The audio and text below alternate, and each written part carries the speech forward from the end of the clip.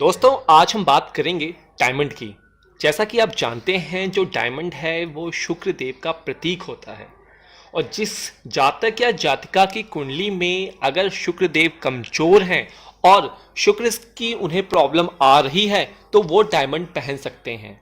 अब प्रॉब्लम क्या है, जो डायमंड होता है वो कॉस्टली होता है, बहुत महंगा होता है। अगर आप डायमंड की व्यवस्था नहीं कर पाते हैं तो आप इसके उपरत्न अर्थात अल्टरनेटिव जैसे कि ओपल, जरकन, कुरंगी, फिरोजा आदि जैसे कुछ रत्न हैं जो कि आप अपनी उंगलियों में धारण कर सकते हैं। दोस्तों, शुक्र के बगैर और इसके बिना अगर शुक्र अच्छा नहीं है तो जो जीवन की सुख की कमी आप में आती है, पत्नी के सुख की कमी आपको आती है, दैनिक जीवन में जो भौतिक सुख की कमी आपको आती है, इस सभी का जो कारक ग्रह है वो शुक्र है। इसलिए आपको अगर प्रेम में सफलता पाना है और अपनी जिंदगी में पूरा ऐशो आराम करनी है तो शुक्र के रत्न को अवश्य ही आपको पहनना और धारण करना चाहिए। अब देखते हैं कि हीरा जो है वो किसे नहीं पहनना चाहिए। देखिए, वो सभी लग्न जो कि शुक्र देव के एंटी हैं, क्योंकि जो शुक्र देव हैं वो दानवों के गुरु हैं और दानवों के गुरु की डेफिनेटली देवताओं के साथ नहीं बनेगी।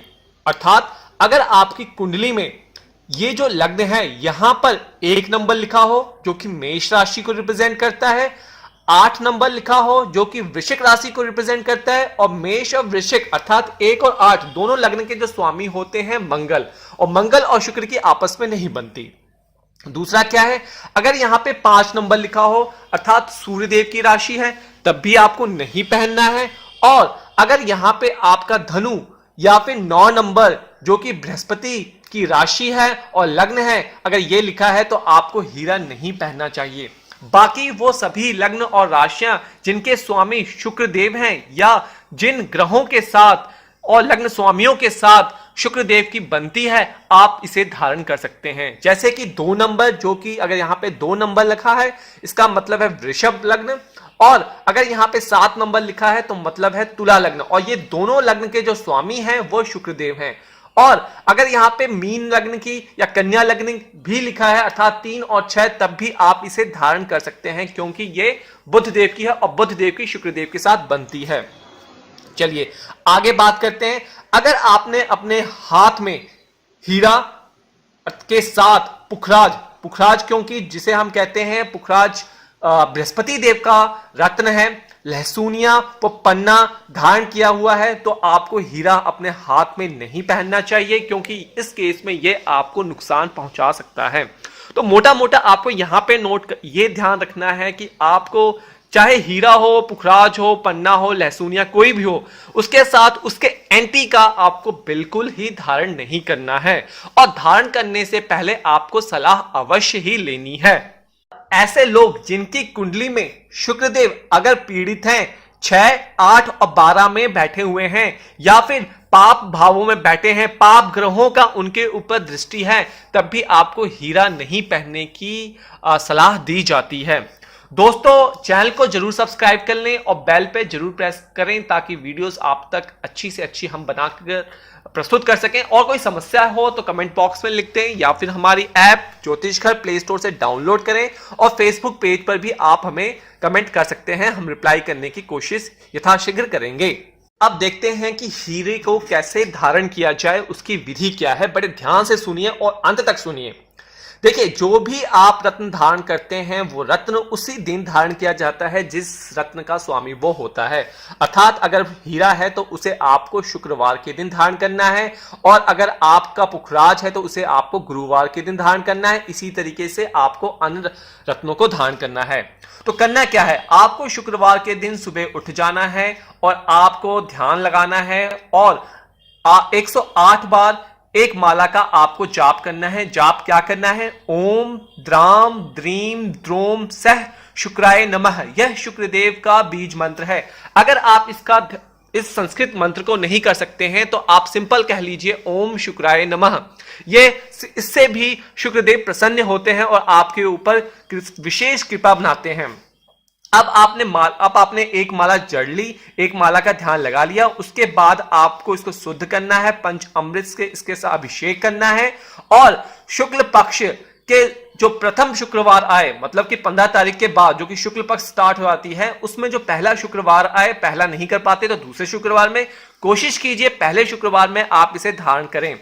और सूर्योदय से लेकर सुबह 10 बजे तक आप इसे धारण कर सकते हैं, इसमें कोई प्रॉब्लम नहीं है। जब आप शुक्र देव का जाप कर रहे हैं मंत्र का 108 बार, तो साथ ही साथ आपने अगरबत्ती से इसके ऊपर भी अगरबत्ती को लेना है आपको, और इसके अंगूठी के ऊपर आपको घुमाना है। उसके पश्चात अंगूठी को लक्ष्मी जी के चरणों से लगाकर कनिष्ठिका या मध्यमा उंगली में आप धारण कर सकते हैं।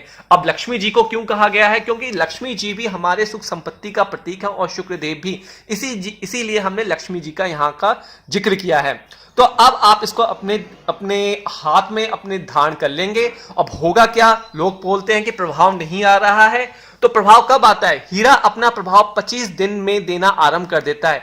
एकदम इंस्टेंटेनियस ऑन द स्पॉट नहीं देगा, धीरे धीरे देना स्टार्ट करता है और लगभग 7 वर्ष तक पूर्ण प्रभाव देता है। उसके बाद जो हीरा आपने अपने हस्त में डाला हुआ है वो निष्क्रिय हो जाता है, उसे आपको बहते हुए पानी में प्रवाहित कर देना चाहिए और नया हीरा आपको धारण कर लेना चाहिए।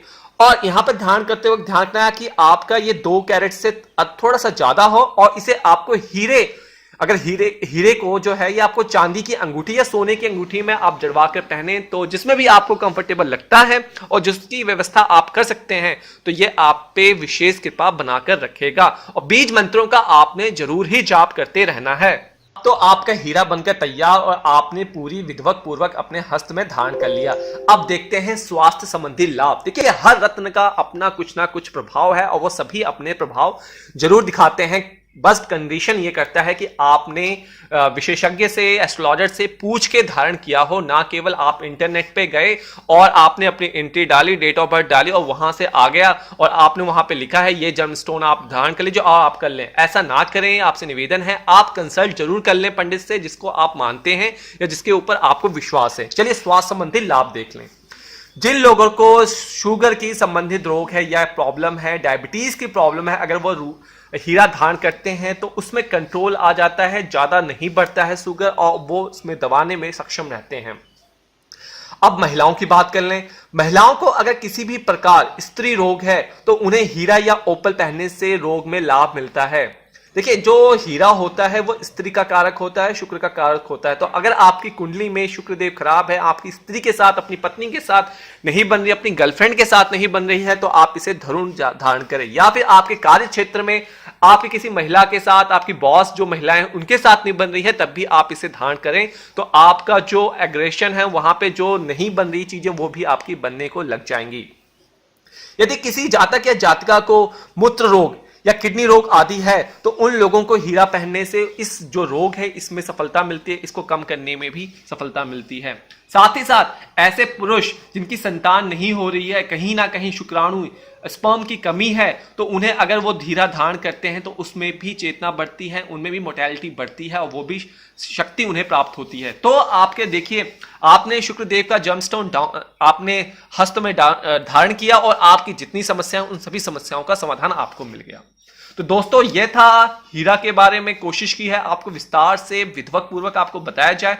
अगर यहां पे भी कोई समस्या हो, आपको समझ में नहीं आ रही हो, तो आप हमें कमेंट बॉक्स में लिख दें, हम कोशिश करेंगे कि आपको जवाब दें, या फिर ऐप को डाउनलोड कर लें फ्री ऑफ कॉस्ट। सारे के सारे लिंक नीचे दिए गए हैं। साथ ही साथ लाइक, शेयर और जितने लोगों का फायदा हो सके उनको फायदा पहुंचाने की कोशिश करें। और आप भी ये वीडियो को बार बार सुने, नोट्स बना ले, तो आप किसी की प्रेडिक्शन आराम से कर सकते हैं कुंडली के माध्यम से। चलिए दोस्तों, आज के लिए बस इतना ही। कल फिर मिलते हैं, तब तक के लिए धन्यवाद।